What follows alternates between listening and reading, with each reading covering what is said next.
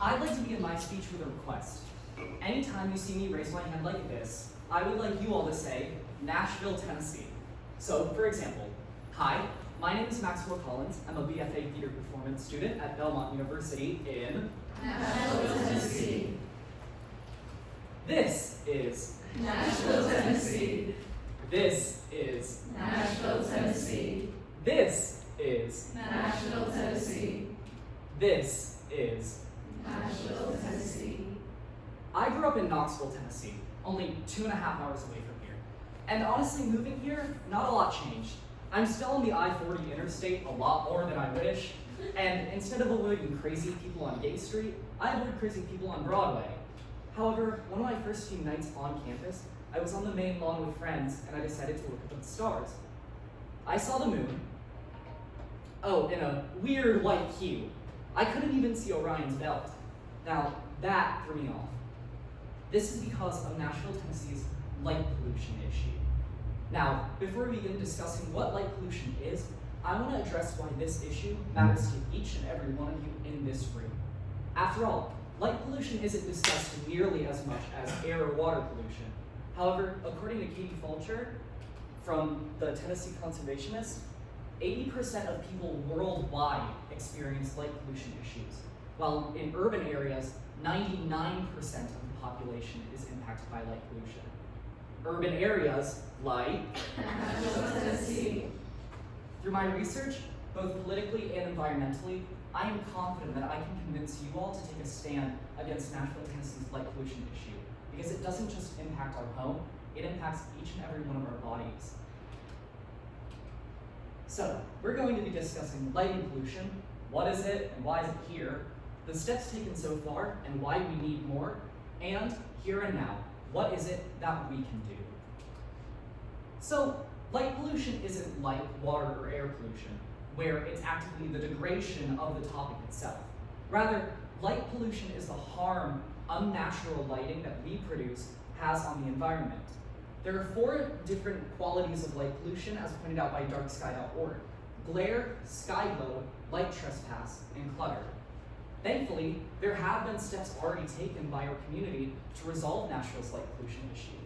For example, April 2021, the Dark Skies Ordinance. According to the state capitol lobbyist, the ordinance amends the city's code regarding the design and operation of outdoor electrical lighting to achieve light pollution reduction consistent with the International Dark Sky Association's guidelines. Awesome! Except for the fact that there are several major locations in Nashville that are completely exempt from this ordinance, such as Upper Broadway, 2nd and Broadway, and the Metropolitan Nashville Airport Authority properties. Now, a common argument you may hear is these areas are rightfully exempt from this ordinance. For example, the airport properties need additional lighting to ensure safety during the vehicle movements, while Broadway has the Broadway HP zoning overlay, which describes regulations for lighting throughout Broadway. However, these regulations are purely aesthetic. They have no impact on our environment. They simply determine what does and doesn't look pretty. Now, I would like to introduce you all to the Nashville warbler. According to the National Audubon Society, these birds are heavily impacted by light pollution. Migratory species that move nocturnally are thrown off and disoriented by light pollution. This causes them during their migration to crash into buildings and sadly die. Additionally, the Tennessee Conservationist highlights that fireflies are another species that are impacted by light pollution, throwing off their mating rituals. However, it's not just animals like the Nashville warbler that are impacted by light pollution. Humans are impacted by this as well. This is because, according to the National Institute on General Medicine Sciences, our circadian rhythm gets thrown off by distortions to light.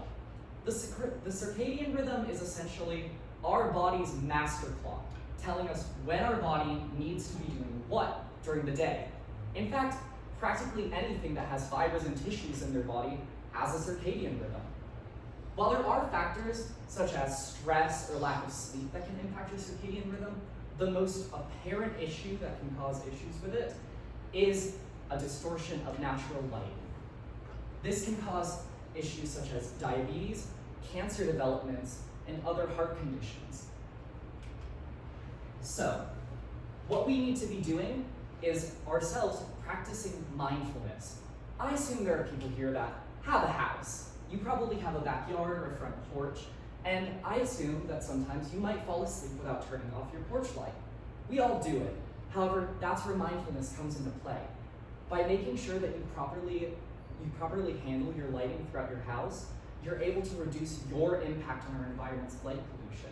Additionally, darksky.org highlights different factors you can include when you're designing, say, your backyard's lighting, making sure that things are properly shaded, having automatic times to turn off to ensure that nature can do its thing, and making sure that certain hues are the colors you select in order to avoid impacting local animals.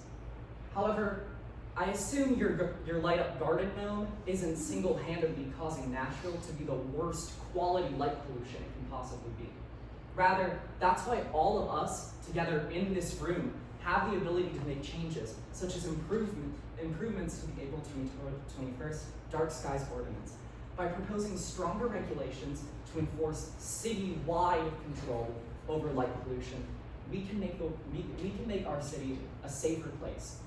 Light pollution might not be as apparent as air or water pollution, but nature feels it.